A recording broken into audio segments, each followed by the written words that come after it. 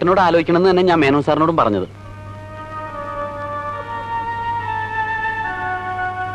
ഞാൻ എന്റെ ഭാഗ്യാന്ന് എല്ലാരും പറയണേ. അല്ലെങ്കിൽ പിന്നെ മേനോൻ സാറിന്റെ മോളെ എനിക്ക്, അതും നമ്മളോട് ഇങ്ങോട്ട് ആവശ്യപ്പെടുക എന്നൊക്കെ പറഞ്ഞ നമുക്ക് സ്വപ്നം പോലും കാണാൻ കഴിയാത്ത ബന്ധ. നീ എന്ത് നന്ദികേടാടാ ഈ പറയണേ? ഇക്കണ്ട കാലം മുഴുവൻ നിന്നെ സ്വപ്നം കണ്ടുകൊണ്ട് കഴിഞ്ഞൊരു പെണ്ണെ തഴഞ്ഞിട്ട് ആ ഭാഗ്യം നമുക്ക് വേണ്ട. നമുക്ക് ആ പണവും പ്രതാപവും ഒന്നും വേണ്ട മോനെ. നീ ഒരിക്കലും അങ്ങനെ ചിന്തിക്കരുത്. ചിന്തിക്കരുതെന്നൊക്കെ പറഞ്ഞ എന്റെ ലൈഫിന്റെ പ്രശ്ന. ഏട്ടൻ അത് ആലോചിക്കണം. ലൈഫ്, ഈ ലൈഫൊക്കെ നിനക്ക് എങ്ങനെയാണ് ഉണ്ടായത്? ആ തന്തയുടെ മോളെയും വസ്തു വിറ്റ പണമില്ലായിരുന്നെങ്കിൽ ഞാനും നീയൊന്നും ഈ സ്ഥാനത്തില്ല.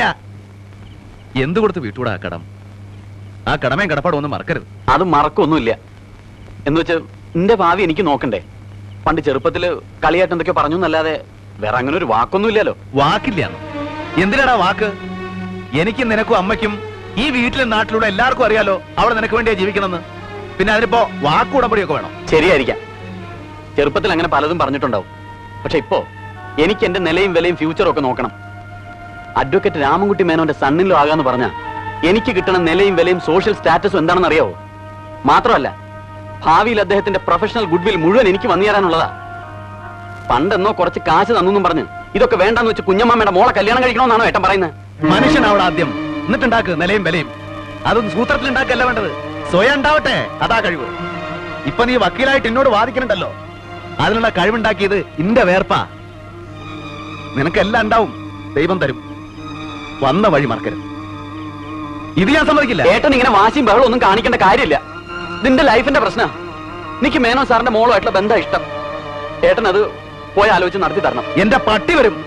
എടാ, മേലേടത്ത് രാഘവൻ നായർക്ക് നിന്റെ അത്രയും വിവരവും വിദ്യാഭ്യാസം ഇല്ല, പക്ഷെ നെറുകേട് കാണിക്കില്ല. എന്റെ നെഞ്ചിൽ പിടപ്പുണ്ടെങ്കിൽ ഞാൻ സമ്മതിക്കില്ല. എന്നെ ധിക്കരിച്ചാൽ ഞാൻ പിന്നെ ഈ കുടുംബത്തെ കയറ്റില്ല. ഓർത്തോ? ആ കേട്ടോ അമ്മേ? അമ്മയുടെ മോൻ പറഞ്ഞത് കേട്ടോ? കുട്ടിയായിരുന്നു രണ്ട് അടി കൊടുത്ത് ഞാൻ അനുസരിപ്പിച്ചാണ്.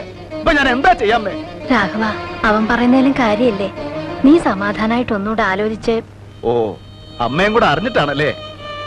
അമ്മേ, പണ്ട് ഇതുപോലൊരു രാത്രിയില് ജപ്തി നടക്കണ കാണാൻ വയ്യാന്ന് പറഞ്ഞ് ഉള്ളതൊക്കെ കെട്ടിപ്പറക്കി 4 മക്കളായിട്ട് അമ്മ പുറത്തേക്ക് ഇറങ്ങുമ്പോ ഒരു സഞ്ചി നിറയെ കാശുമായിട്ട് ഒരാൾ വന്നു.